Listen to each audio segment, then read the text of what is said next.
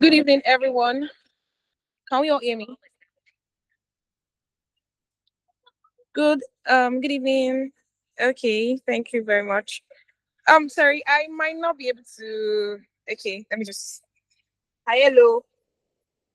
You're welcome to Hailerz Academy. Today's our first session. After a long break, and we're so excited to have every one of you here today. Thank you very much for joining in. And yeah, our tutor is here with us, and we're so excited to have him. Mr. Promise, you're welcome. Thank you very much, and we can't wait to see what you have on board for us. Thank you very much, Mr. Promise. You have the floor now. Thank you,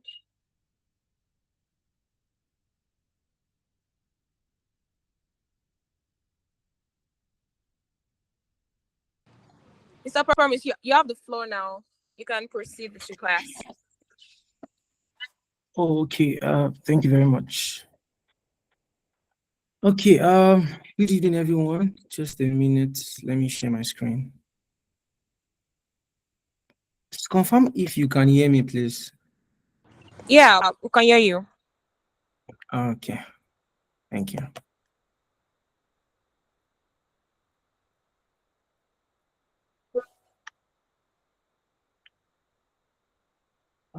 So let me turn on my video. So, okay. Okay, once again, good evening, everybody. And trust our day went on well, and we're doing great.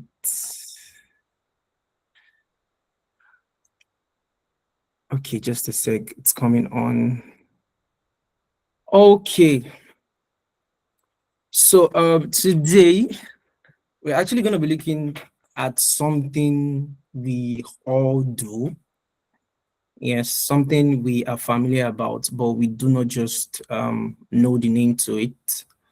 So what I'm basically doing here today is bringing you to that subconsciousness, and yes, and more of we understanding the structure at which it goes by.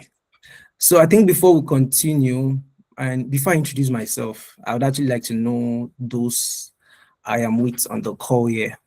So permit me to say, you could drop your name, where you're joining in from in the chat box, and what you do exactly. I would also do the introduction. Trust me to do that. So I would be checking. I'm actually in the chat box. So just drop your name, where you're joining in from, and what you do. So we have quite a few numbers, so I should be expecting like 4 responses so we can actually proceed. My time is ticking already. Please hope I'm looking for the first person to actually go. Okay, PBK. That's Precious Boluwatife Kolade. I was about to say that's an abbreviation. I'm a creative. Okay. That's a very big word. I'd actually know. I'd like to know specifics. So when you say you're creative, what's your space like? So I'm still waiting for others. David, Daniel. So just let me know your name and what you do. Okay, so I'm still in the chat box. I'm looking at it, but I need to go because my time is ticking. So from zero to designer, how to structure your first e-learning course. I know this word might sound strange to some persons. It might sound familiar to some persons, but I would actually break it down so that we are all on the same page. Okay, Eniola, a content strategist and voiceover artist. Amazing, amazing. That's nice. Okay, so moving on. My name is Promise Paul, and I'm an instructional designer. I create learning experiences that sticks. I've been in the field for over 2 years, helping companies, helping organizations to equip and empower their staffs, bridging knowledge gap. Basically, that's the core of what I do. I'm that bridge. So I'm that bridge to where you are and where you want to get to. So you bring purposeful in to take you from your point A to your point Z. And like I said, I've been doing this for over the past 2 years, 2 years and some months. And I've been able to help companies, like I said, equip and empower their staffs. I've been able to drive and bridge performance gap. I've been able to help in values alignment and all of that. So that's just me. That's just me. Okay, David Daniel is STEM teacher and a facilitator. Amazing. Okay, PBK is a writer, spoken word and voiceover artist, podcaster, video editor, aspiring TV presenter. Wow, so many hats. I love that. That's amazing. Okay, so moving on. Okay, so next. Sorry. Okay, so my icebreaker. So I would need everybody's responses now in the chat box. Have we ever asked somebody for direction to a place and still end up getting lost even after the person has given the direction before? Like, you're literally going to, I mean, I'm sure it has happened to everybody on this call. I mean, for me personally, I remembered, so before I share my experience, let me see into yours. So have we ever asked somebody for direction to a place, and after the person said turn left, turn right, take the next turning by your left, if you go perpendicular, you take a 360-degree and all of that, you get the place and all of that. And after the person's description, you still actually got lost? I'd love to see your responses.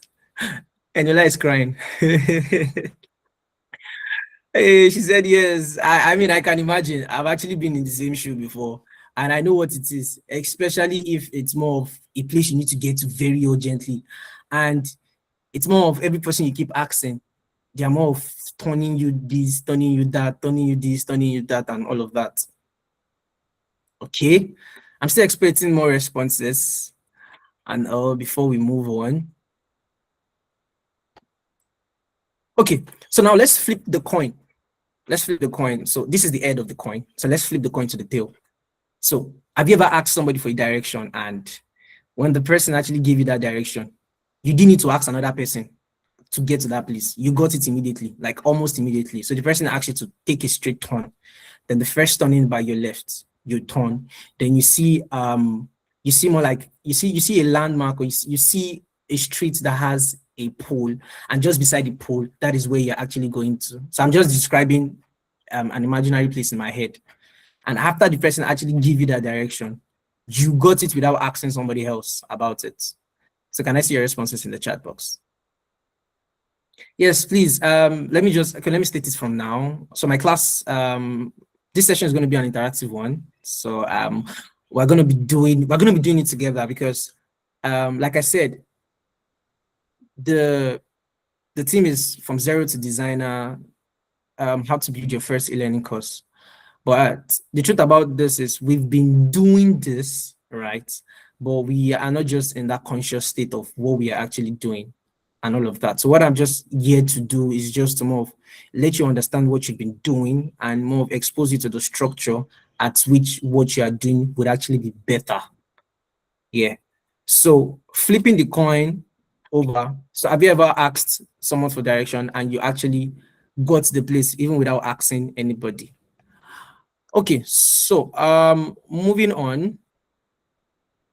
Sorry. So this is my promise to you. My name is Promise, so I keep to my words. By the end of today, 3 things will be true to you. Number 1, I remember I said what I do. I'm an instructional designer, right? And that word instructional design is actually what most of us, in fact, every one of us, have actually been doing subconsciously, but we do not understand, or we do not have the idea that that is the name that it is being called. So you understand what instructional design actually is in plain English. I'll try not to use ID terminologies and the jargons. I would try to be explicit, so we are all on the same page. You would also have 5-step framework to structure any course in any field. So like PBK, that is a creative of billions hats, a writer, spoken word artist, voiceover artist, podcaster, video editor, aspiring TV presenter. I'm sure there are more to this. So by the end of today, you would actually be living here, understanding how all of this knowledge you have in all of these things, you can actually transfer this knowledge to people.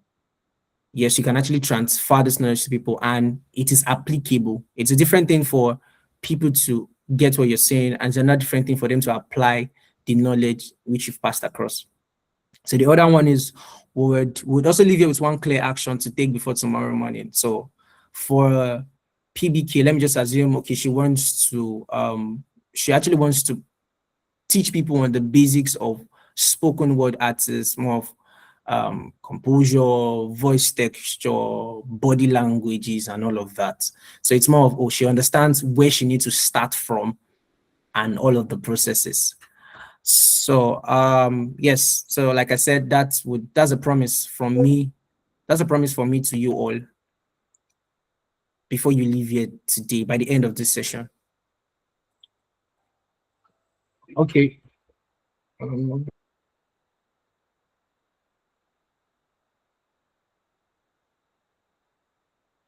Okay. Sorry about that. Okay. So I think the first question now is, what is instructional design? So like I said, I would try to explain this in a layman term so that we understand. So what is instructional design? So have we ever wondered, so let me use let's take for instance when you get to the airport, right? When you get to the airport, you have various signboards leading you to various destinations. Oh, you know, this is where where you need to check in, where you need to drop your luggages, where you have those signs and all of that, right? So in that kind of instances, it's more of you have a clear-cut direction on where various banners is leading to, and all of those things you have there are instructional materials. Those things you have there are instructional materials. They are there to guide you. They are there to help you understand where exactly you are heading to. So I have here, I say, think of a recipe, right? It tells you, so let's say for instance, let me use for instance spaghetti. If you check the back of spaghetti, right, we have some clear-cut instructions on what to actually do to get your spaghetti ready. So they tell you first, boiling water, so heat it up in like 10 minutes, pour your pasta inside, and after 10 minutes, your pasta is ready. So all those steps you have there at the back of your spaghetti, that is what we call an instructional material, right?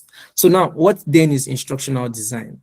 So instructional design is now the process of now bringing all of these materials together. So it's just more of a purposeful act of bringing all of these materials together in order to bridge the knowledge gap. So it means that if I am writing a book, the core purpose of me writing a book is because I want to pass information. I want learning at that point to be meaningful. I want whoever comes across my book, okay. So let's say, for instance, I'm a chef. I know how to bake cake. So I'm writing a recipe of how to bake. So let's say how to bake a 4-step cake, vanilla, and all of that. So in my recipe, breaking down all of those processes, breaking it down and chunking it down together is what we call instructional design. So instructional design, we could just put it in layman time as the process of bringing in together activities that bridge knowledge gap. Because at that point, what you're trying to do is you're trying to bridge the knowledge gap of, what the learners actually know to what they do not know. More of bringing them down together. So I said, yeah, think of a recipe. A recipe tells you what to do first. It tells you what comes next, says how long to wait, shows you when it is done. So I said it's equal to instructional design. Instructional design is the art and science of designing learning experiences that actually work. So it's just more for instance now. So like I said, so let's go back to our question, our first icebreaker we had. So I said, if you remember that point when you want to go to a place and you ask a person for description, and it's more of you got lost after you followed the person's description. And you flip the coin over, you still ask the same question to another person. And after the person explained it to you, you actually got to the place. So the difference there is one was purposeful, one was more detailed, right? So I said instructional design is not content that just exists, but content that genuinely teaches. Information says, here is what I know. Instructional design says, here is how I would help you learn it, remember it, and use it. So I would use PBK for example. So if PBK is to train me, right, as a spoken word artist. So in instructional design context, what is expected of PBK is, first off, everything that PBK would put together must be a learning experience that actually work. So it's more of, if I'm to consume PBK's content, at the end of the day, I must be able to speak as a spoken word artist, right? I'm not just consuming the content. There must be a point at which I should be able to apply. I should be able to apply what I've consumed from PBK's content. Okay, so what instructional design is not, right? Instructional design is not your fancy slides with a lot of content. Instructional design is not you sitting down and recording a whole video of yourself speaking to the camera. I know most of the times we've interacted with courses whereby at the end of the day we are asking ourselves that, where is even the learning experience in this course? What have I been able to? What have I learned? So if you go through a course, and if after going through the course, if you are not able to apply the knowledge from that course, it means learning has actually not occurred. As instructional designers, whenever we put together activities to drive learning experiences, at the back core of what we do is so that they would be able to do something different. We're not driving learning activities for people to know. Yes, we understand that there's a point of knowledge, but the core desires is that they should be able to do. So still on PBK, as a writer, I'm putting together content for people out. It's not for people to know what I know. It's for people to be able to do what they can't do before. Or for them to do, they've come to the point of knowledge, but they need to now do things differently. Right? So, okay. Now moving on. So we'll be talking about the 5-step framework, and this framework actually cuts across every sector, every sphere. Be you a teacher, a creative, a lawyer, a doctor, whatever, a content strategist, voiceover artist, in as much as you want to, whatever you know, you want to put it out there to people, you would actually need this 5 framework to begin with. Now, most of the time, now let me ask this question. Have you ever been in a situation whereby you actually know something? You really know something, but you find it difficult to express yourself. Like you truly find it very difficult to let people, you don't know how to express. So let's say, for instance, now, you know how to cook. Like you're a very good chef. So I don't want to use myself. I don't know how to cook. I wanted to say me. So let's say you're a very good chef and you really want to teach people how to cook your kind of jollof rice, because your kind of jollof rice is something that you want everybody to have a special taste of, but you really don't even know how to go about it. So it's more like you know a whole lot, but you really don't know how to pass across what you know to people. Is there anybody like that? Like you know this thing, but you find it difficult to express yourself at times. Okay, yes, I know how to cook very well. I know how to play football. I know how to do this. I know how to teach.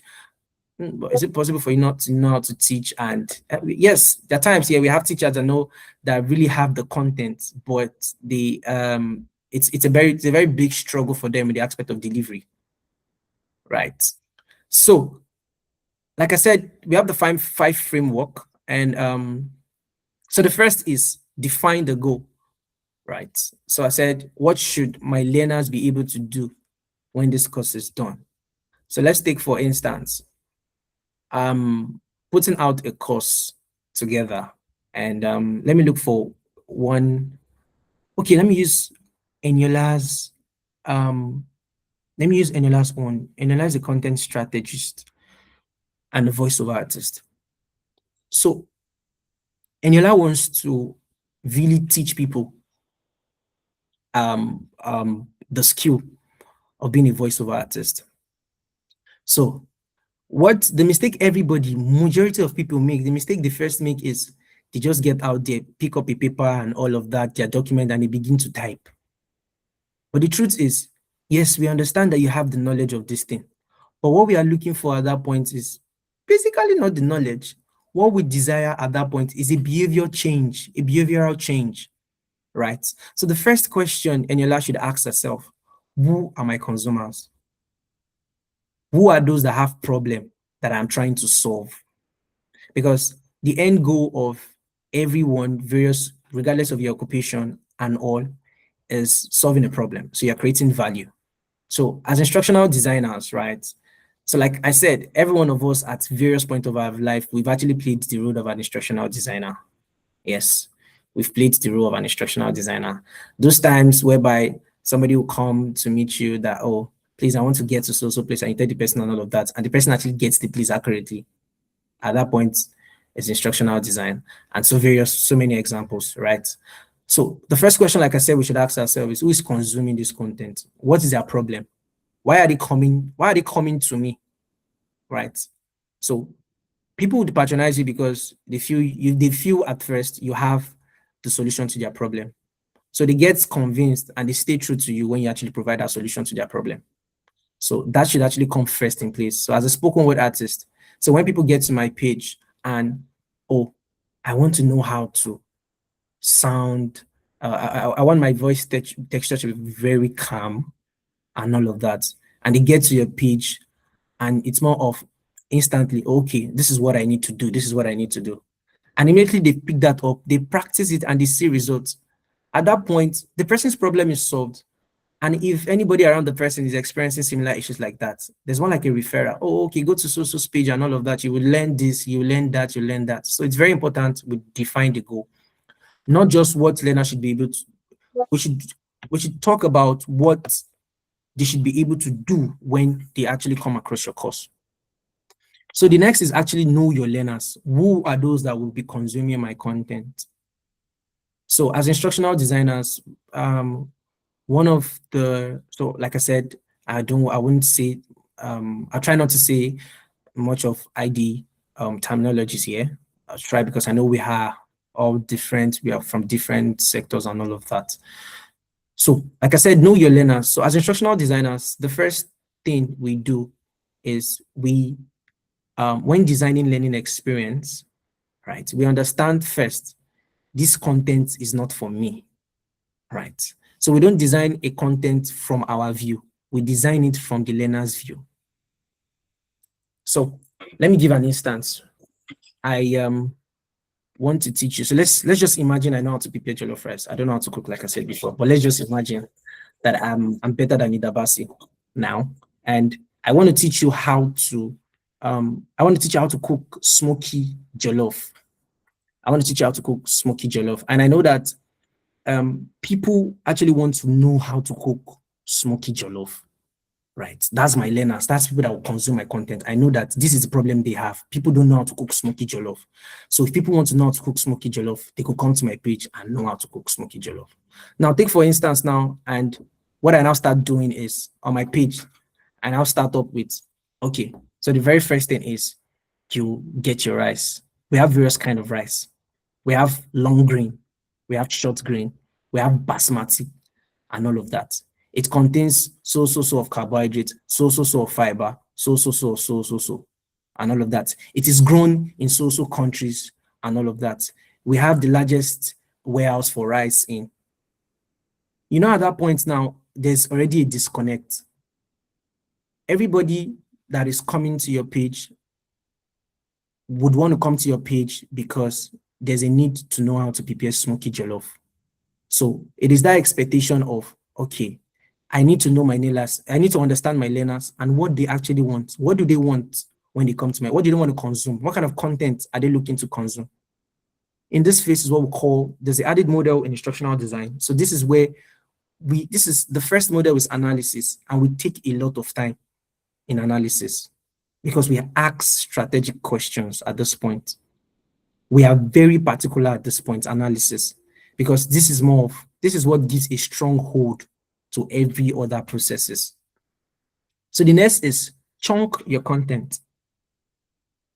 Do not present all that you know to them at once. Break them down. I'll still go through this again. Sequence logically. Always move from what learners know to what is new. Plan the assessment. Don't ask, do they sift through it? Ask, can they do it now? So moving on. So like I said, now we have the first one, define your goal. Ask yourself one question before you write anything. What should my learners be able to do when this course is done? After they watch my content on STEM learning, what should they be able to do? After they've seen my content as a writer, what should they be able to do? After they've seen my content as a TV presenter, what should they be able to do? This question would give a framework even before you even start creating your content. So we are now moving away from information delivery to behavioral change. So the problem is we focus more on information delivery. We want to pour out everything we know. But the truth is, people, learners, most especially adult learners, they know what they want. They know what they want. You don't define their learning journey. They know what they want. So they're coming to your page to consume what they actually want. And if they don't find it in your page, then the learning is not being met. So define the goal, and the next is know your learner. So at the start of the beginning, I know I said it's going to be an interactive session, right? So after we're done with this, we'll be doing something together. Are we together? So let me be sure I'm not talking to myself. So if we are together and I'm not boring, just give me a thumbs up. So let me be sure.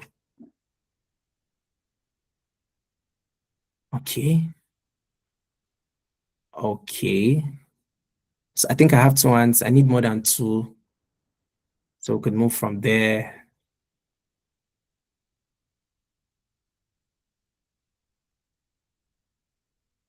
Okay. So moving on. So like I said, know your learner. Your course is not about you. I think I established this already. It's about them. So the first question you should ask is, who are they? Who will be consuming my content? Who is my end? Who are the end users? What problem brought them? So why are they on my page? Why are they on my page? Why are they coming to my page? Why did they choose my page to come to? What do they already know? So what do they know? Okay, if they're coming to my page to learn how to prepare smoky jollof, so it means they know how to boil rice. So I don't need to start telling them how to boil rice. Are we together? Are we getting 1 or 2 things? So what do they know? What might confuse them, right? So they're coming to my page to know how to prepare smoky jollof. I really don't necessarily need to start telling them the country that has the largest grain mill in the world, that has the largest grain factory in the world. That would actually confuse them because they are coming to come and learn how to prepare smoky jollof, right? So the next is, I have here, chunk your content. So I think this is the third one we need to consider. In as much of everything you know, you don't present all of the knowledges to them at once. So like I said, if you're explaining 3 things in one lesson, you break it up.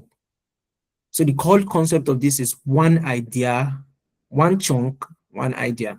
And that is what instructional designers, that's what we break down into modules, lessons. So you see lesson 1, lesson 2, lesson 3, lesson 4. So the example I have here is more of you're structuring a mail. You're teaching somebody how to write an email. So for the first one, the module 1 is I want them to understanding your reader. Module 2 is strong subject line. Module 3 is structuring the body. So as a STEM teacher, you don't just present all your content out there as once, or even as content creators in various spaces. You chunk all of these ideas, you chunk them. So because you don't want to overload, your consumers, you don't want to overload your viewers. And the truth is your brain can only adapt little at a time.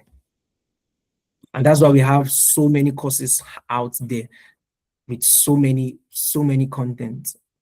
And at the end of the day, your learners get bored out even by just going through half of the first module. And that's because chunking didn't take place. You didn't break it down. So the whole idea is okay, yes, I know that this is what I want to cover up. So for every modules, this is what I will talk about. Module 1, I'll talk about this. Module 2, so for instance, let's say let me use one I've not used before.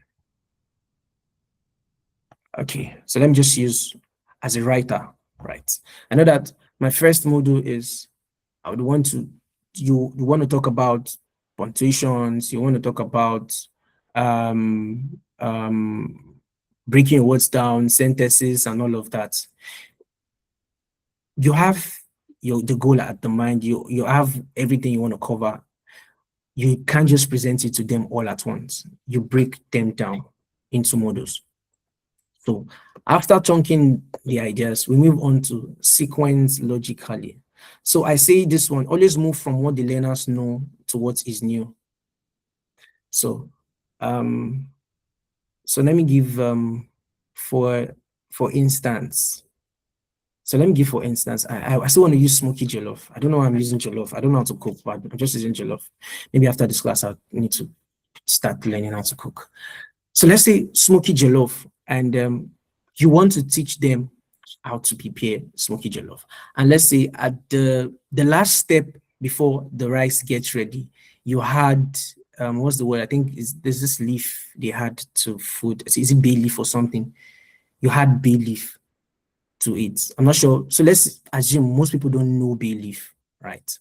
If you want to start up the course, you don't start up with the bay leaf at the first process. You start up with what they know. Oh, they already know that this is it. You wash the rice, this, and all, blah, blah, blah. This is what I think you need to get ready and everything. They already know that. At that point, what you are doing is you are involving them. You're getting them active already for what is to come. So it's more of what you're saying is not strange to them. Like, okay, I know this process.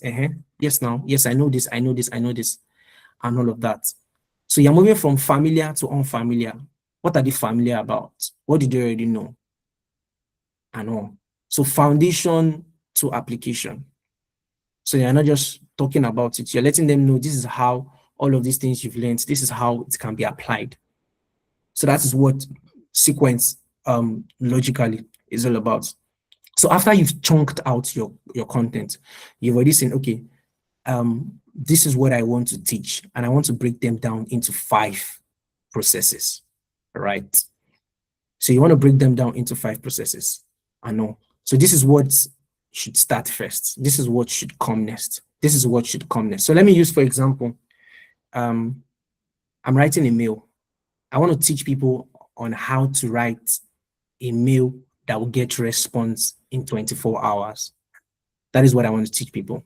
I can't start with first the body of the mail, because there are things that would happen before I get to the body of the mail. Do you understand? I can't start arranging them. Okay, the body of the mail comes first, then I have the title coming second and all. No, there's going to be a disconnect there. So we start from what do they know to what they don't know. What is familiar to them or to what is unfamiliar with them. Go then to the foundation. So then how can it then be applied? So after that, the final one is planning your assessment.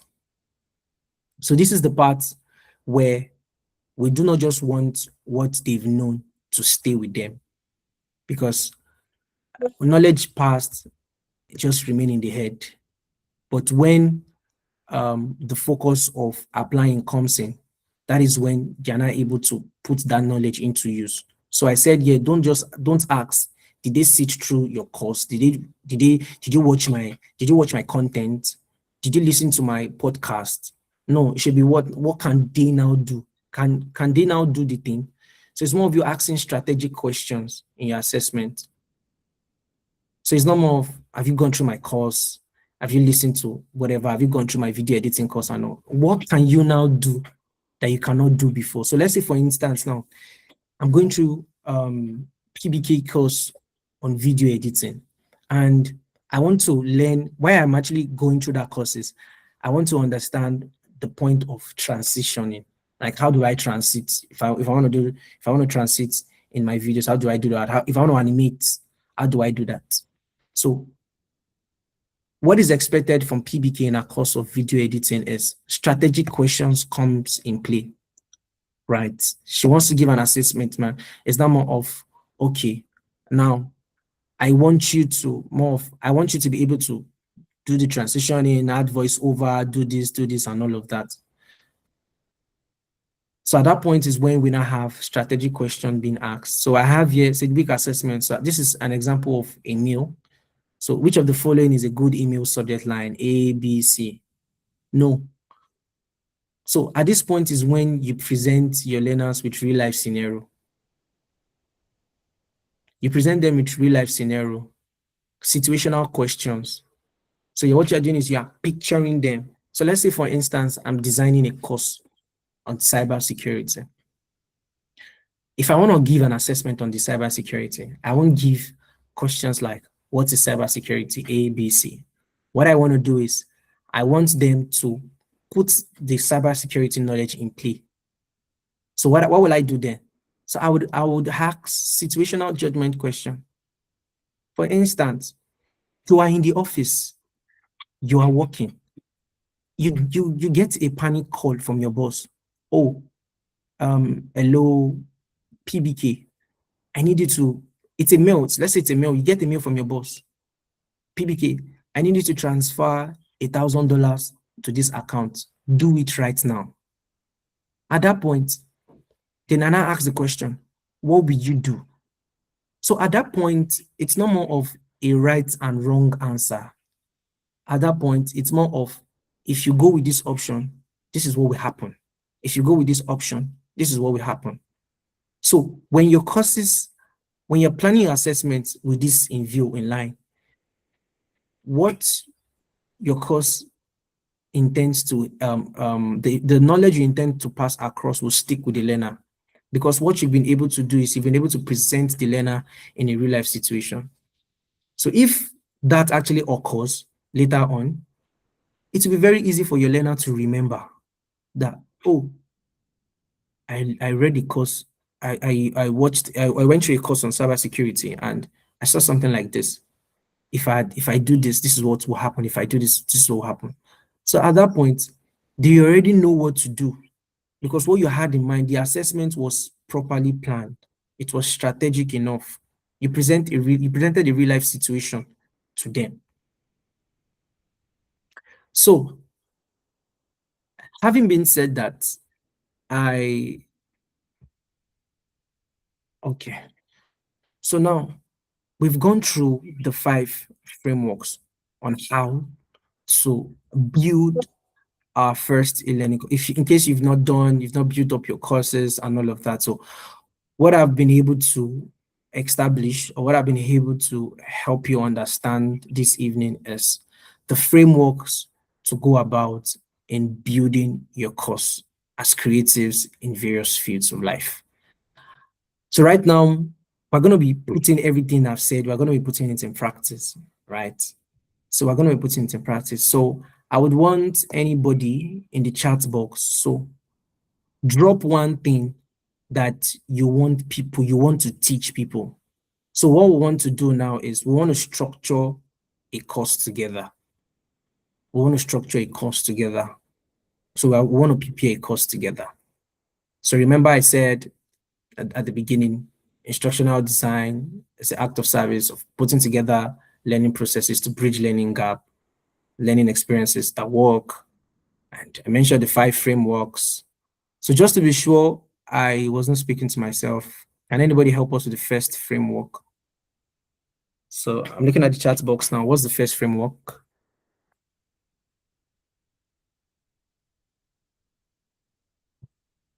Anybody?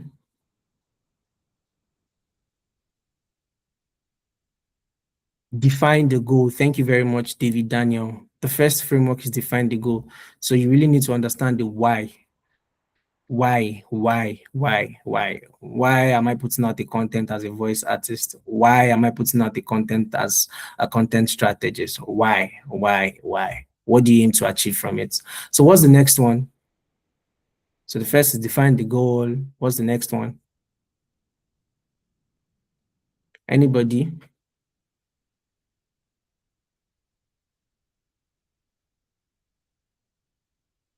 Okay. Know your learners, understand your learners. Thank you very much. It's very important for you to know who is consuming your content, because this would actually help you plan your content. You know who is consuming your content. Okay, what's the next one? The third one. Chunk your content. Yes. It's just imagine now, for instance, imagine I give you an hamburger and I ask you to consume everything at once. How would you look at me? You look at me that how now? How can I push all of these things inside my mouth? And that is what most creatives, what most people do when they put together their knowledge as a course or as content. You just give them the burger like that to consume. And it's not possible, because to finish that burger, you need to start with a bite. Then you move on from the bite till it gets done. So that's how you break them down into models. So what's the fourth one? So it said define the goal, understand your learners, chunk your content, sequence logically. Yes. So when you've chunked them out, so you start from what do they know to what they don't know, what is familiar to them to what is not familiar to them. So you move on from there. Yes. And the last one is plan your assessment. Do not just ask questions, random questions. Ensure that your assessment is is situational, is putting them in real life situation, because the goal of consuming your content is to solve a problem, to solve a real-time problem. So if I'm consuming your content and my problem is not solved, then there's your content has not been able to drive value. Your content has not been able to drive value. Your content has not met my desire. It has not met my needs. So now, so just to be sure we understand this, so I just want us to, so we're going to build the framework for a course here together. So I want PBK, David Daniel, Eniola, anybody. So just give us a topic. Let's work on it now. We'll do it right here on this call. And yes, after that, we can call it a day. Yes, I'll be open for questions too. So I'm waiting. I'm in the chat box.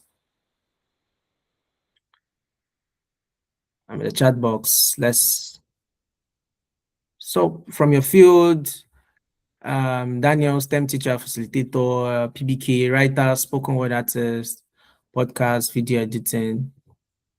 So what's that thing that you want to teach people about? So let's use this 5 framework. Let's use this 5 framework to build it together.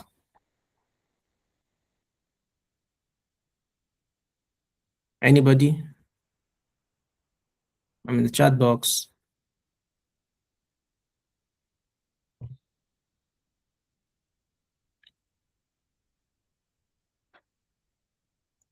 Okay, I can't see anybody hands. Does it mean what there's a disconnect already?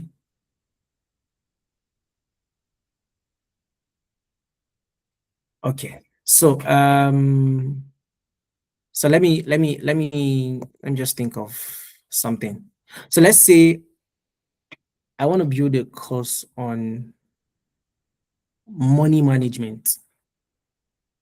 Yes. So I say, let's say I'm a financial analyst, right? I'm not a financial analyst. I'm just putting it in that situation, and I want to build a course on money management. So the very first thing I need to do, even before writing anything down, is I need to define my goal. So my goal is, after this course, learners will be able to create a simple monthly budget and stick to it for 30 days. There's something about the goal I just said now, right? I know most of us have heard about the SMART framework. So that also needs to be considered. So it's a specific, measurable, achievable, and time bound, right? Then I move to the next, right? Who is my learner? Then, okay, money management. So I know my learner will be young, employed, struggling individuals, right? Then the next one is, how then do I chunk it? So what are the main models, right? So this is where I now begin to, okay, what do they know? So remember I said, if you're chunking your models, you move from what do they know to what is unknown, what is familiar to them to what is unfamiliar. So I'll start with, okay, understanding income and expenses. Okay, so most people understand, they already know that, okay, income is what I get after offering the service, or the money that comes in, that's your income. So expenses is the money that goes out. So I now move on to, okay, saving habits.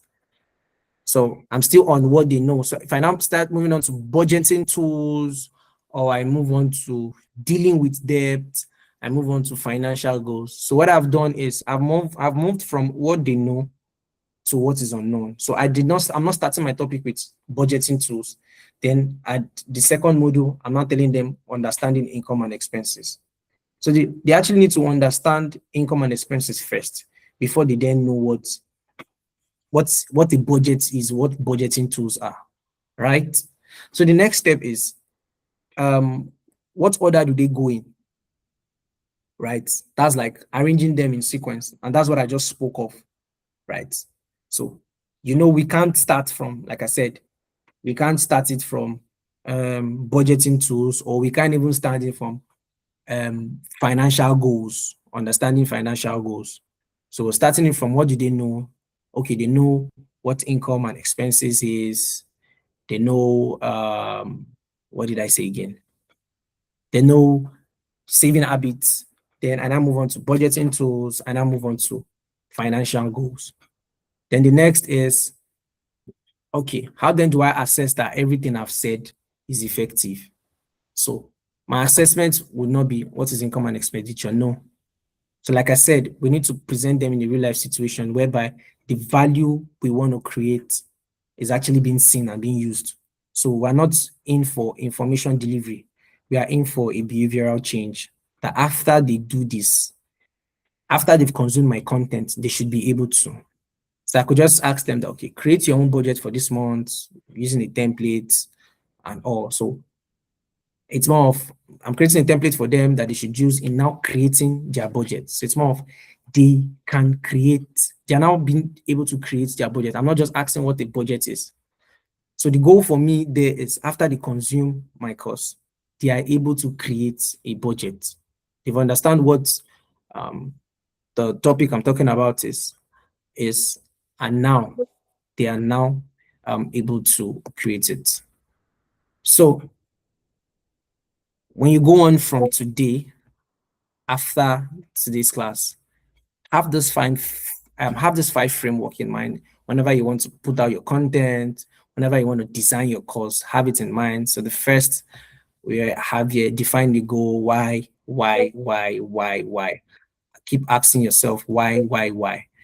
Then understand your learners, who is consuming my goods and all. Chunk your content. How then do I break down these things arrange them sequentially? And the last one, plan your assessment. Thank you very much for staying through with me till now. I hope you've been able to learn one or two. So right now, I would take a pause and I would welcome questions. Thank you very much. So any question? I think I'll take questions now.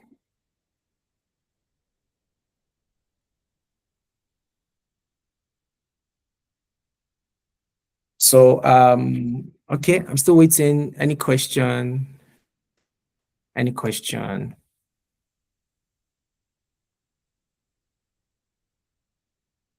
Okay, so I would want everybody in the chat box to tell me what's that one thing you're living here with. So among everything I've spoken about my talks, so what's that one thing you're living here with? So what's that one thing you will do differently from today?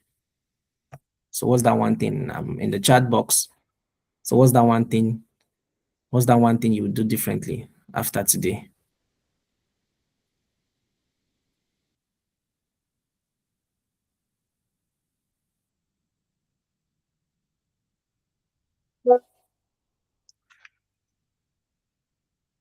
Okay, I'm still waiting. What's that one thing that you do differently? Moving forward, I would always chunk my content. Thank you very much. Chunking is very important so you don't overload your learners all at once.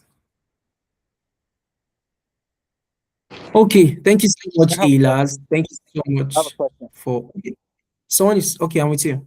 Yes, yes. Great session. Just wanting to know, like, how do you become an instructional designer? Like, what's the pathway? If you can just, go over that real quickly. Okay. So how did I become an instructional designer? So I would say I am one of the few that accidentally fell into the path.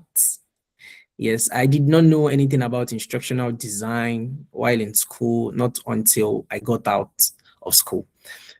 So when I got out of school, it's more of me looking for, basically I was looking for a means of survival after school, what next?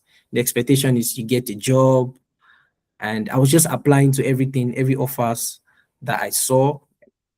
So one of the offer I saw was an instructional design, the role of an instructional designer.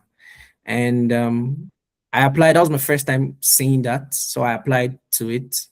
I was asked random questions. I was asked questions based off the field. And at that point, I was honest with the interviewer. I told the interviewer, yes, I studied education in school.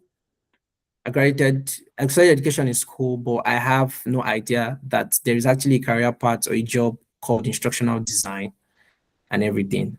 And yes, so I think after that day, I think a few days later, I got a mail that, okay, they were willing to hire me and train me as an intern on the role on becoming an instructional designer. So when I got the first job and offer, then I did more of self-learning. After then, I was learning on the job, but I was very inquisitive. I knew there were roles like doctor, there were roles like engineers, there were roles like pilot and all of that. But instructional design sounds strange. Even when I tell people about it, it still sounds strange.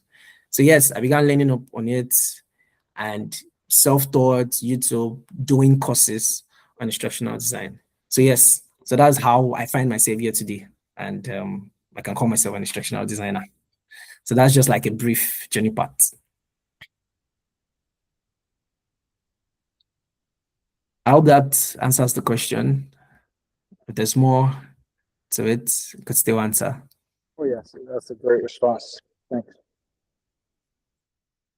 Okay. So once again, thank you so much, Hailerz. Thank you so much for having me. So this is where I draw the curtain. Thank you so much.